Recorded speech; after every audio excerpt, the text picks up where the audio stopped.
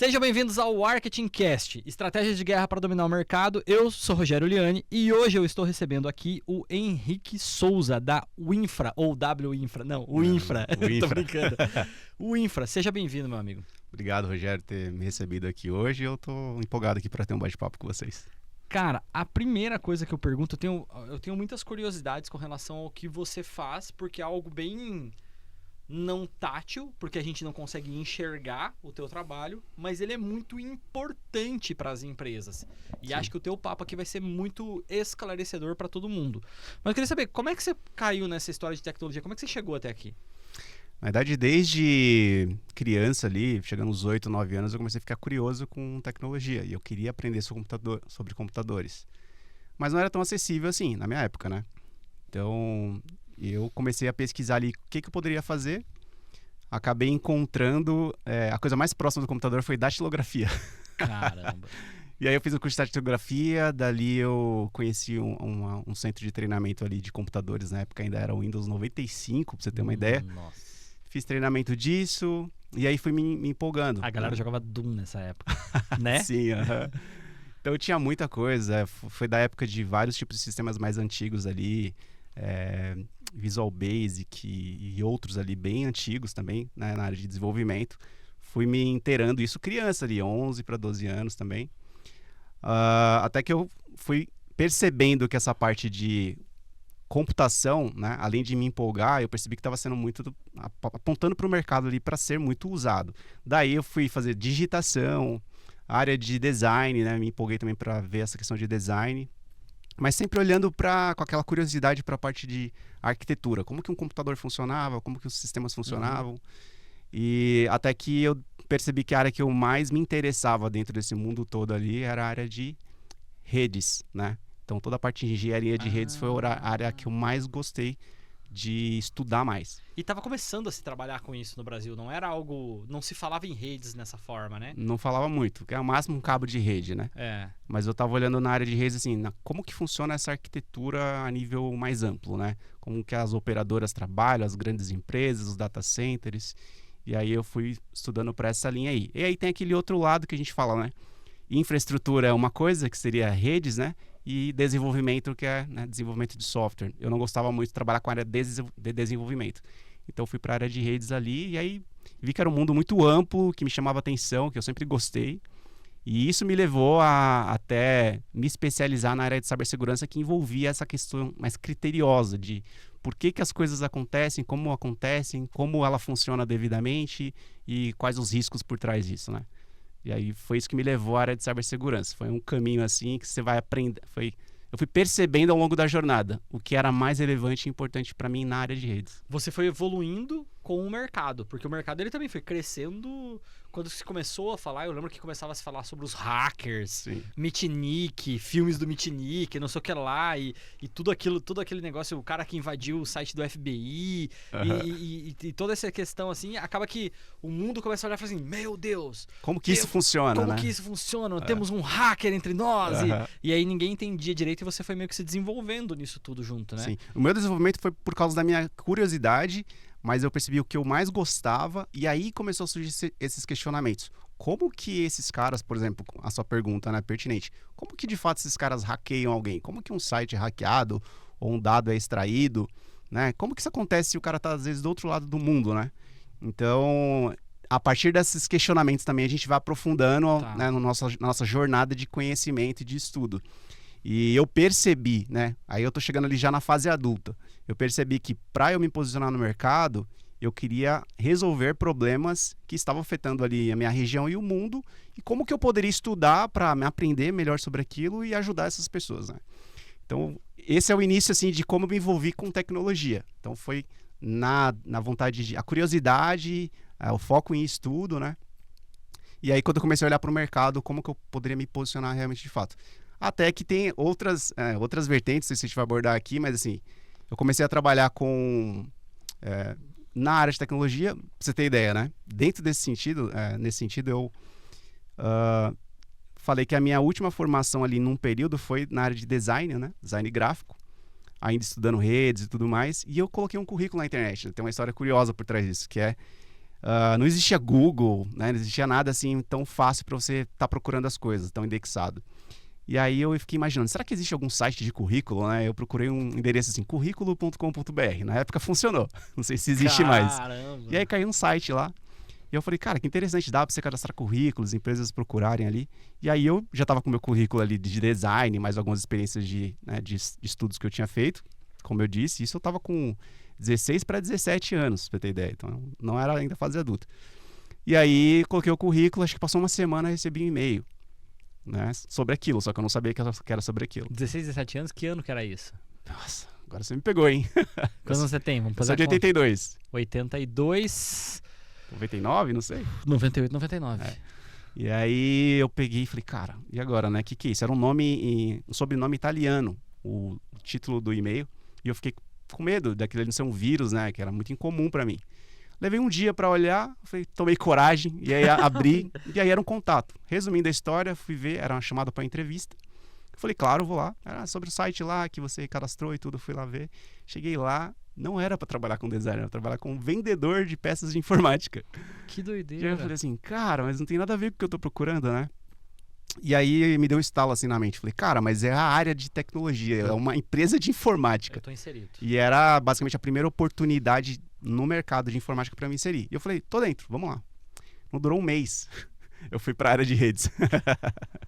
Envolvendo com a área técnica ali. O cara falou, eu tô vendo que você tem uma aptidão pra área de redes, de suporte. Você quer vir pra cá, pra essa área, e eu contrato um vendedor e fica no seu lugar? Eu falei, claro, era isso que eu queria, né? E aí foi... aceita. Foi aí que eu entrei no mercado de trabalho, de fato. Né? Que massa, cara. E aí você teve várias oportunidades. Você morou nos Estados Unidos e tal. Vou fazer um resumo muito breve do que você já me contou. Morou em Rondônia primeiro? Rondônia, né? Eu sou de São Paulo, nasci e cresci em São Paulo, né? Inclusive essa oportunidade foi lá em São Paulo mesmo. Tá. Lá no bairro do Morumbi. E aí, essa empresa que eu trabalhei por alguns anos, eles se mudaram para lá. E eles falaram assim, a gente tá se mudando, vamos fechar as empresas de São Paulo. Mas eu queria muito que você fosse lá nos ajudar a abrir outras empresas. Eu falei, tá. Ele falou, daqui 6 meses a gente entra em contato com você. Eu falei, tá bom. Nunca no Brasil. Céu, imaginei isso aí, nunca que vou ligar, né? Nunca mais. E aí eu peguei e segui minha vida, né? Fui trabalhar na área ainda e em outro local. Passou 6 meses e me ligaram mesmo. E aí fizeram a proposta, eu falei, beleza, eu vou pra aí, só que eu fico 6 meses com vocês. Implemento e volto. Porque eu não me imaginava morando em Porto Velho, lá em Rondônia. Cheguei lá, fiquei 6 meses, terminei o que tinha que fazer. Falei, gente, tô indo, muito obrigado. Espero que tenha ajudado vocês. E os caras, não, fica aqui, cara. A gente vai abrir mais uma filial, a gente vai precisar de você aqui. E aí fizeram uma contraproposta. Aí eu falei, tá, isso eu tava com 19 anos, eu acho. Eu falei, tá, eu fico mais 6 meses, vamos lá, vamos fazer. Ajudei eles fazendo. Cara, no final das contas, toda vez que eu falava pra ir embora, eles abriam uma outra empresa deles, né? E começaram a me mostrar também que eles tinham outras empresas. E aí outros segmentos. De outros segmentos. Eu falei, cara, vocês têm um monte de empresa, eu não sabia. E aí eu fui acabando atendendo, né? Trabalhando para eles e atendendo várias empresas deles. Até um dado momento que eu falei assim, não, tá tendo muita demanda e a gente precisa... Eles começaram a pedir para eu poder ajudar empresas de amigos deles. Nessa época aí. E eu falei, cara, beleza, mas você tem que me liberar, né? Eu trabalho para as empresas de vocês, né? Ele falou, não, pode ir lá, atende. Aí eu comecei a atender com o aval deles. Resolvia, só que aí começou a chover empresas externas, né? Porque a demanda de mercado era muito grande. Exato. Ainda é, né? Ainda é. E aí começou a me incomodar, porque eu realmente tinha que me ausentar dessas empresas para atender as empresas dos amigos deles.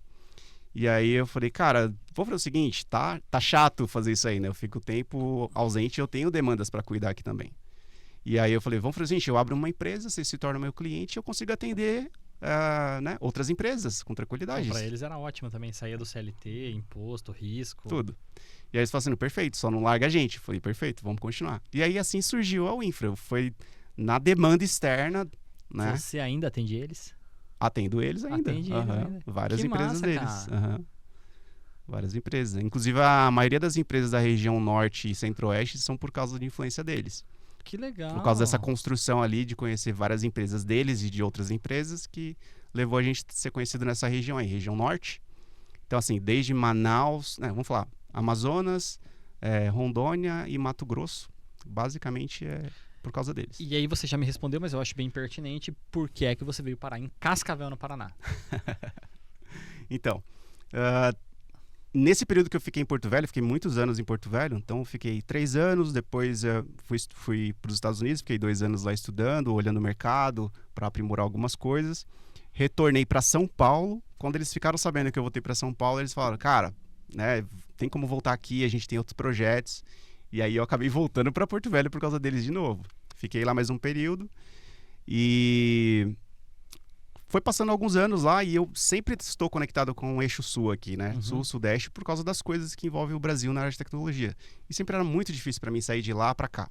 Muito caro, passagem, muito evento, muito tempo, era desgastante. E aí eu falei, cara, eu preciso repensar para voltar a morar no eixo sul, só não quero voltar para São Paulo. E aí eu comecei a pesquisar. Fui para Florianópolis, fui para Curitiba, fui para até Cuiabá eu considerei, não era sul, mas era mais perto. Mas é muito quente? Sim, é muito quente, não me adaptei ali.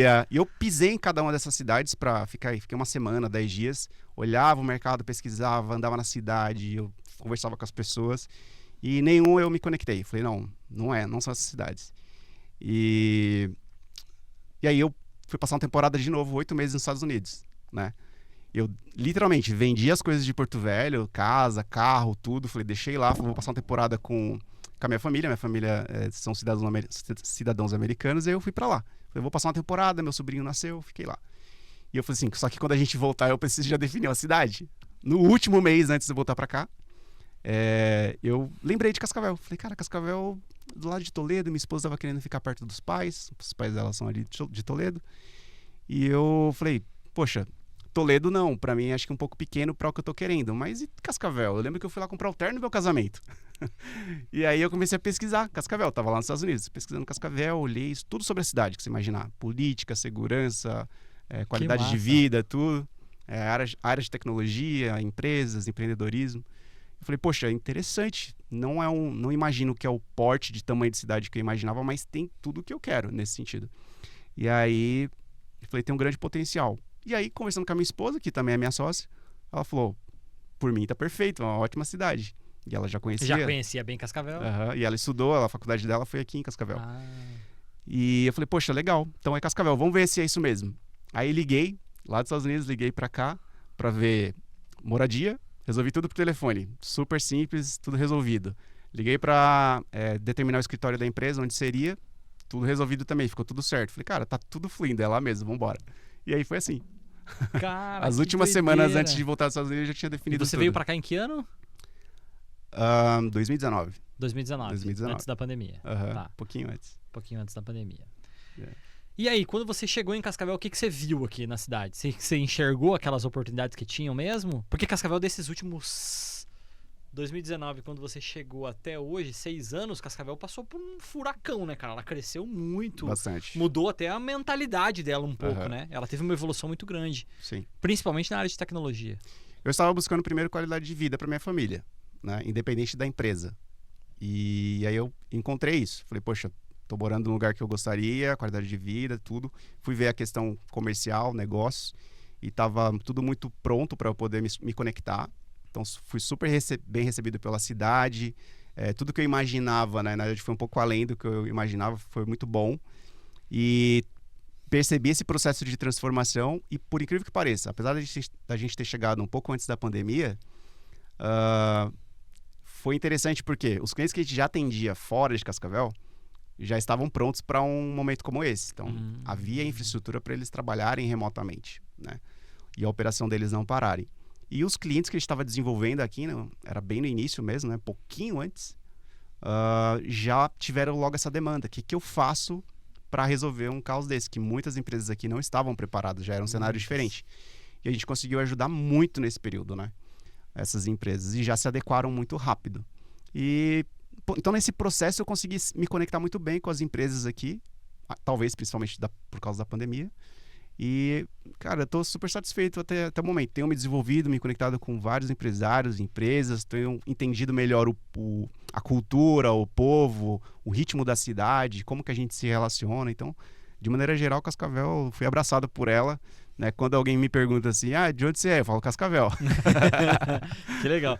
Porque, assim, aqui tem um hub de tecnologia muito forte, né? Sim. Mas aqui é uma cidade que passou por essa transição muito recente de ser uma vou fazer uns aspas aqui, mas ser quase uma fazenda iluminada, como se dizia antigamente, né? Os jornalistas mais antigos costumavam dizer que aqui era uma fazenda iluminada. E ela passou por esse campo, e talvez a pandemia ela tenha, de alguma forma, acelerado esse processo de digitalização da cidade, né? De você estar. E aí ela encontra mecanismos diferentes para poder sobreviver. E aí acabam surgindo mais demandas para empresas como a Winfra, que vão precisar, o cara vai precisar preocupar com as redes dele, com segurança, com cibersegurança. Quando a gente fala sobre isso, a gente tem uma outra lacuna no mercado, que é um entendimento sobre LGPD, que foi implementada, mas ainda não foi efetivada por todas as empresas. Como é que está isso nesse teu cenário, quando a gente vai pegar, por exemplo, clínicas médicas, você falou até antes, bancos, BPOs que cuidam de dados sensíveis da empresa, porque assim, vazou o CPF do fulano. Cara, CPF você encontra na internet, já vazou. Seu CPF já está na internet, já era. Agora, vamos pegar um exame de teste de gravidez, que não poderia vazar, vazou. De paternidade, que são coisas sensíveis mesmo, assim. Como é que você tem sentido essa percepção do cascavelense com relação a esse problema e onde você tem atuado nisso tudo? Tá. Primeiro, eu vejo que cascavelense, as empresas cascavelenses, às vezes são pessoas naturais daqui, outras não. Tem muitos empreendedores de fora. Vejo que é uma cidade com um polo tecnológico grande, muito empreendedor, muita vontade, estão fazendo, mas ainda estão com uma mentalidade assim de vamos fazendo do jeito que dá. Meu sobrinho faz aqui para mim, tá tudo certo. E estão às cegas nessa questão de privacidade de dados e segurança da informação. Então a Winfra tem atuado muito como um evangelista aqui na cidade, falando, trazendo alerta, trazendo a conscientização. Aqueles que estão prontos já e já compreendem isso, eles absorvem isso naturalmente, falam, nossa, eu estava precisando muito disso, vamos implementar, me diz o que precisa e a gente faz, e flui muito bem. Mas a grande maioria, infelizmente, ainda está levando para esse lado que você comentou. Poxa, tem alguém que está olhando para mim, eu acho que estão fazendo. Nunca aconteceu comigo até agora, eu estou há 10 anos no mercado, 15 anos no mercado, nunca tive um problema. Então, por que vai acontecer agora? A mesma coisa aconteceu com a LGPD, falaram e eu não estou vendo ninguém fiscalizar aqui e me dar trazer alguma coisa nesse sentido. Bom, a notícia é a seguinte, a Agência Nacional de Proteção de Dados, ela está avançando cada dia mais na fiscalização e está acontecendo. Se estruturando, inclusive. Se estruturaram bastante, está havendo penalidades, está havendo fiscalização e está chegando para todo mundo. Inclusive para o próprio governo está sendo cobrado, sobre isso. A nossa atuação nisso, como eu disse, está sendo de trazer a consciência e as empresas que estão prontas estão absorvendo. Vejo ainda muita negligência de vários setores, incluindo o setor de saúde que você comentou.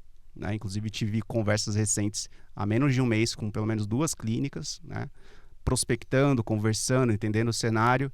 E essa mesma frase vem à tona, assim, poxa, mas nunca tive um problema. Às vezes tem uma intermitência, a coisa não funciona direito, aí fala-se muito de infraestrutura de TI, mas a parte de segurança está ignorando muito, porque está sim, essas informações estão transmitando exames que são enviados pelo WhatsApp, que muitas vezes o próprio colaborador tem acesso ao sistema, compartilhamento de arquivos. Então, assim, quando a gente olha o cenário, e o cliente, por exemplo, nos dá um acesso para a gente poder avaliar o risco de segurança que ele tem real, a gente vê ali muito problema, a gente traz essa informação para ele, para a tomada de decisão. Quando eles veem, eles se assustam, e aí eles tomam essa medida. O grande problema é quando você não consegue chegar nem nessa fase, do cliente estar disposto a falar assim, olha para mim a saúde da segurança e da privacidade dos dados, porque eu quero saber. Então, às vezes, empaca ali antes disso. Então, ele não sabe, mas a gente já tem uma noção que está bem problemático. Então, é um processo de amadurecimento. Infelizmente, Cascavel, nesse sentido, não tem o mesmo ritmo de cidades um pouco maiores, aí, como, por exemplo, Curitiba, que está um pouco mais preparada para isso. Mas é grave. É grave, E eu vejo que existe aquelas demandas de... Porque a pessoa, normalmente, ela vai agir por uma dor, né? Uhum. Então, o cara vai esperar alguém sequestrar os dados dele lá. Imagina uma clínica que tenha todos os exames dos pacientes, ou... como é que se chama? Os prontuários dos Sim. pacientes, onde o cara vai lá, sequestra o dado, sequestra o arquivo e fala assim, só te devolvo se você me pagar Bitcoin. Aham. E acontece, isso é mais normal do que a gente imagina. Já aconteceu com algumas empresas daqui da nossa região e é mais normal do que... Aí, Henrique, pelo amor de Deus, agora eu preciso, o que eu faço pro cara devolver meus arquivos? Agora Agora não o problema... temos muito o que fazer. Agora o problema é bem maior. É. E você reverter um problema desse, nem sempre você tem êxito. O máximo que você vai conseguir, assim, como é que eu elimino esse problema... Daqui assim, pra frente. Daqui pra frente. E aí o custo é bem mais alto, com certeza. E assim, a gente falou do setor de saúde aqui, mas a gente precisa se conscientizar que toda empresa precisa estar preparada para isso. E eu digo, não só a empresa, o indivíduo, né? O seu PF, a sua pessoa física, você também precisa estar preparado. Porque no seu dia a dia, você pode não ter empresa, né? Mas você tem o seu dia a dia de conexão com a internet, acesso a dados, você precisa, o que você compartilha, né, com determinados sites ou sistemas, é uma informação tua, né? Você não quer que aquilo vaze. E você também pode ser exposto, prejudicado, perder de repente lá fotos de férias ou da história do seu filho inteiro, né? E imagina, você perder memórias aí que nunca vai poder ser recuperada, por exemplo, de fotos e vídeos do seu filho, né? Então, a gente precisa conscientizar para esse setor também. Tudo isso é importante. Então, eu falo que tecnologia está acessível para todo mundo, de diversas formas, né? O que você imaginar, todo mundo faz uso de tecnologia. Mas como eu posso garantir a segurança, né, e a privacidade ao usar essa tecnologia?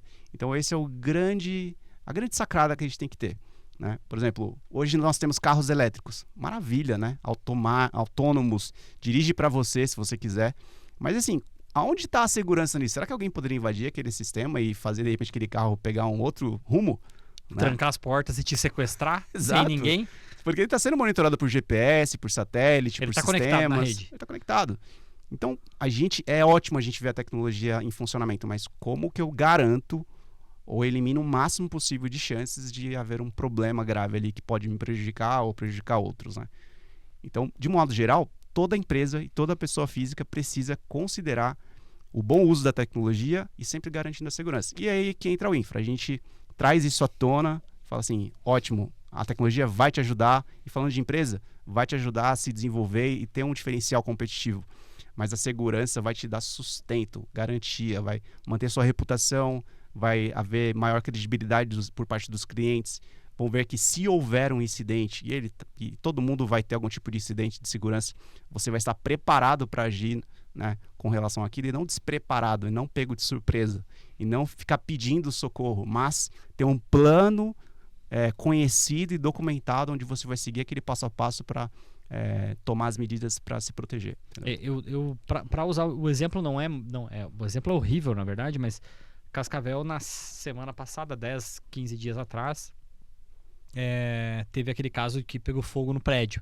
E as pessoas. E aí um cara do Corpo de Bombeiros deu uma entrevista sigilosa para um veículo de comunicação e falou assim: o problema é que em Cascavel nós não temos nenhum veículo para combate a incêndio acima de 18 andares.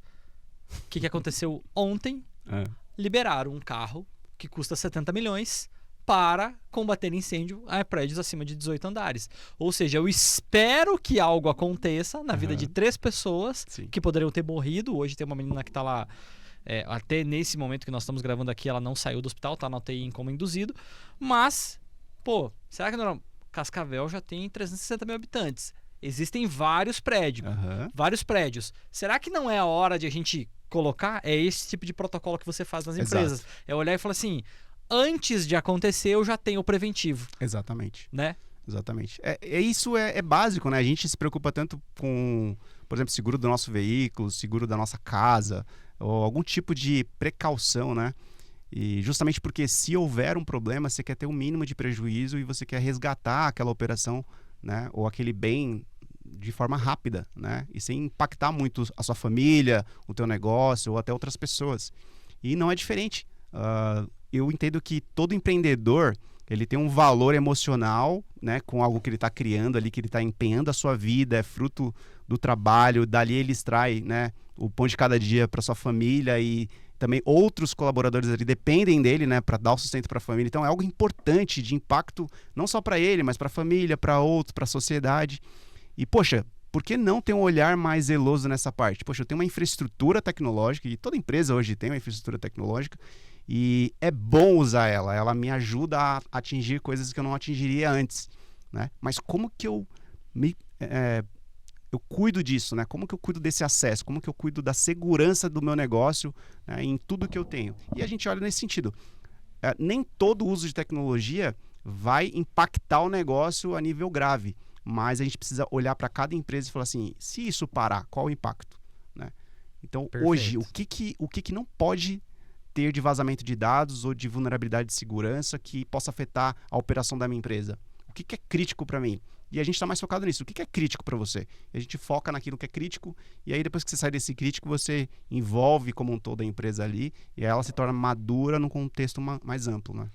E eu para acrescentar, todos os dias tem alguém tentando te dar um golpe. Você vai receber mensagem, alguém que clonou, pegou um outro número, pegou tua fotinha e foi, e fez mandou mensagem pros seus pais para pedir dinheiro. Tem agora aquele do link, que até você comentou, né? Do link que era do WhatsApp? pra baixar, do WhatsApp, que o cara recebia um link, ele baixava e sei lá o que fazia, invadiu, não sei o que lá. Sim. E é básico. Eu vejo, por exemplo, assim, a pessoa que perdeu a conta do Instagram. Cara, influenciador com 500 mil perdeu a conta do Instagram. Por quê? Porque não usava o Google Authenticator como código de segurança dentro do Instagram. Que o próprio Instagram recomenda. Mas o cara fala, mas é que eu tinha botado o SMS ali. Pô, SMS é fácil de invadir. O cara vai lá e fala... Exato. Pô, aí o cara teve que gastar 500 mil seguidores, teve que pagar 20, 30 mil pra alguém lá recuperar a conta de alguém que postou. Muita gente perdeu dinheiro. Cara, olha o estresse de todo... Por causa de um Google Authenticator que o cara não quis fazer. Exato. Ou por cara não ter um serviço de tecnologia de alguém que pensa pra ele. Porque eu não tenho obrigação de saber tudo. Exato. Mas eu posso contratar o Henrique porque o Henrique sabe dessa célula. Sim. Da mesma coisa que o Henrique não tem algumas coisas que ele não sabe que ele vai me contratar pra poder fazer. Então pra mim é meio óbvio isso, sabe? Exato. A gente traz à tona isso e fala assim, você já pensou, já considerou isso? Porque para um influenciador como esse, por exemplo, ou uma empresa... Imagina o estresse que você falou, o drama psicológico em cima daquilo, reputação, fala, poxa, ele não cuida das redes sociais dele? Será que ele cuida do meu dado que está com ele? E o prejuízo financeiro, porque ele ficou vários dias parado, provavelmente, e às vezes, né, impacta ali a questão de fluxo de caixa, porque está fluindo dinheiro através daquele trabalho, daquela exposição ali, né? Então, é muita coisa envolvida e que, infelizmente, muitos esperam isso acontecer e o drama é gigantesco. Eu tive um caso recente, na semana passada, sobre essas notícias que estão acontecendo no Brasil, sobre um vírus que está se espalhando pelo WhatsApp. Então você recebe ali uma mensagem, oi, boa tarde, segue o orçamento, e ele manda um arquivo zipado, né, para você baixar. Então é super comum, eles mudam um pouco a frase, às vezes é orçamento, às vezes é proposta, às vezes é, enfim, algum comunicado. E um cliente nosso, né, que tem a solução de WhatsApp, de API, que é paga, né, pelo WhatsApp, dentro de um aplicativo dele próprio. Então, o WhatsApp chega através de uma solução corporativa mesmo, não é aquele WhatsApp web, mas ainda assim é o WhatsApp. E o pessoal super treinado, equipe super treinada, infraestrutura tecnológica e de segurança excelente, né, esse cliente nosso, trabalhando no dia a dia. E um dos colaboradores que trabalha remoto se distraiu, né, recebeu uma mensagem comum de um fornecedor, né, que conversa quase todo dia, e recebeu justamente essa mensagem. E ela, distraída, simplesmente baixou o arquivo, né? Baixou o arquivo. E aí, claro, a solução da Infra já interviu naquele momento ali, mas ela se assustou, porque ela recebe os alertas ali, né, do que aconteceu. Uma mensagem, uma ameaça, né, tem um risco aqui, mas está sendo contornado. E aí, esse colaborador, para você ter ideia do treinamento, né, ele já, ao ter essa notificação, entrar em contato com a Infra. Só que a Infra já sabia o que tinha acontecido, porque a gente monitora esses ambientes 24 horas. Então, quando eles ligaram, eu atendi, inclusive, né? Eu falei assim, já sei o que é. Ela, meu Deus, eu me assustei aqui, eu queria falar com vocês porque apareceu essa mensagem assim, assim, assado. Eu falei, não, fica tranquilo, já tá protegido, tá? Mas realmente é algo que tá se espalhando no Brasil. Aí a gente teve um bate-papo com ela, explicou. E eu falei assim, reporta isso pro teu cliente, explica o que tá acontecendo, porque ele tá com problema. Tá? Ele tem uma infecção e está espalhando isso para os contatos deles, que nesse caso é você. E aí, enfim, a gente orientou, deu toda a orientação e fluiu. Mas assim, esse é um ambiente que o usuário era treinado, é treinado, tem uma infraestrutura tecnológica, tem uma cultura de empresa muito bem estabelecida, recurso de segurança ali, né? E a gente monitora esse ambiente dele o tempo todo. E teve esse incidente, graças a Deus, tudo, né, funcionou como deveria funcionar, não teve nenhum tipo de exposição. Mas e quem não tem? E quem não tem? Né? Isso simplesmente é o quê? Infectar aquela máquina dele, porque essa praga que está acontecendo, ele se instala no computador da pessoa, não importa se é de empresa, ele não está nem aí se é empresa, se é pessoa física, ele se instala e aí dali ele se replica para todos os seus contatos. Né? E qual que é o objetivo? Mineração de alguma coisa ou não ficou claro ainda? Hoje hoje tudo está voltado para o dinheiro. Então, imagina você ter um software instalado no seu computador. Você tá tão interessado em saber o que ele está fazendo assim? Ou na verdade você queria só evitar que ele nunca entrasse, né? Porque assim, ó, uma vez instalado no computador, esse especificamente, ele pode, porque tá ali, é um software rodando no seu computador. Então ele pode extrair senhas do seu navegador, ele pode extrair dados que estão no seu computador, ele pode simplesmente usar o seu computador como um zumbi de ataque, né? Ou seja, ele pode usar o seu computador para minerar, como você falou, ou usar para se conectar num outro serviço, porque ele literalmente se tornou um escravo, né? Quando ele é infectado. Eu vi uma vez que se eu não estou enganado, deixa eu lembrar se eu li um livro com isso ou se eu vi um filme.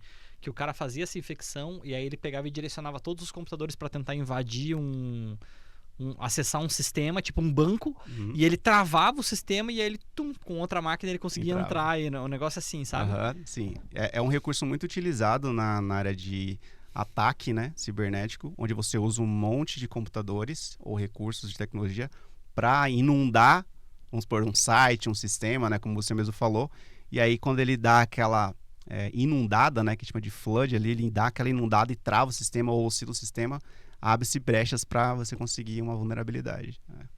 E aí você usa um ataque simultâneo, como esse, computadores infectados de diversas pessoas no mundo, celulares também, acontece muito isso, e são várias coisas. Cara, é muito amplo. Que papo excelente, cara. Ó, para quem quiser conhecer mais sobre a Infra, como é que faz para acessar vocês? Como é que faz para te contactar? Ó, eu tenho uma dúvida aqui, cara. Eu queria saber se cabe para mim. Vocês têm um diagnóstico gratuito que vocês fazem? Como é que funciona isso? Bom, a gente está acessível ali nas redes sociais, né? O Infra MSP no Instagram. Temos também na rede social ali do LinkedIn. A gente sempre está publicando alguma coisa. E o nosso site é o infra.com.br. Lá vai ter muita informação sobre a empresa. E normalmente a gente gosta de fazer o seguinte, o cliente entra em contato com a gente, ou a gente entra em contato com ele, temos um bate-papo, como a gente teve aqui, e a gente gosta de ouvir a história do cliente. Minha empresa é assim, eu funciono dessa forma, e eu tenho essas preocupações, né, em relação à parte de tecnologia e segurança. A partir daí a gente traça um plano, e aquilo que fizer sentido para o cliente, a gente vai trazer um diagnóstico, a gente evidencia as coisas, né, para ele em relatórios, e a partir de informação, ele consegue tomar uma decisão, a gente guia ele para um plano de melhoria, seja para, primeiramente, eliminar as coisas mais críticas para a empresa dele, até algo mais amplo para cobrir todas as áreas de tecnologia e de segurança da empresa dele. Então, é basicamente nessa linha que a gente segue.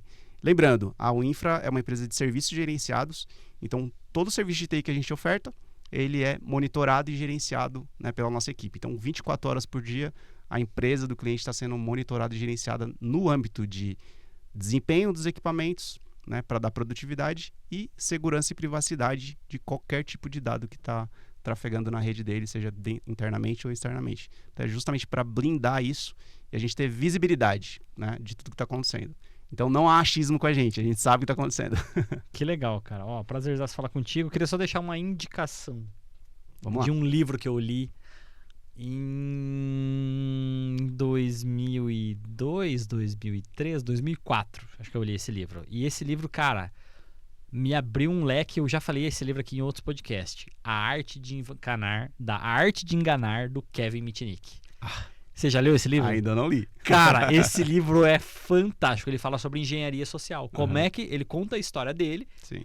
Como é que ele conseguiu invadir o FBI quando ele tinha 16 anos. Eu já vi um documentário sobre ele nesse aspecto, mas o livro eu fiquei curioso. Cara, é muito bom. E esse livro, você vai quando você for para os Estados Unidos de novo, que a sua família é de lá, só tem em inglês agora. As versões que tem, tipo, teve uma edição no Brasil e esse livro se acabou.